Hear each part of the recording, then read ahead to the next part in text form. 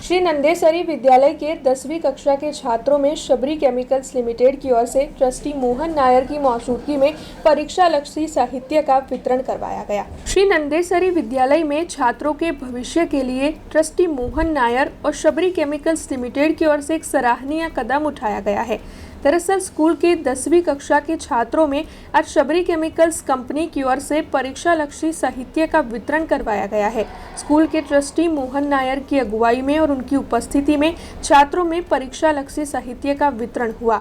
वैसे आपको बता दें कि खास तौर पर यह साहित्य गणित, विज्ञान और इंग्लिश के विषय को ध्यान में रखते हुए तैयार करवाया गया है, जिससे कि छात्रा आने वाले बोर्ड के इम्तिहानों में उत्तम परिणाम हासिल कर सके।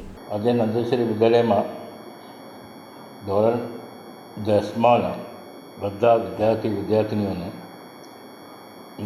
ઇંગ્લિશ, સાયન્સ અને મેથ્સના ઇમ્પોર્ટન્ટ ક્વેશ્ચન્સનું બુક્સ બનાવીને બધાને આપીએ છીએ।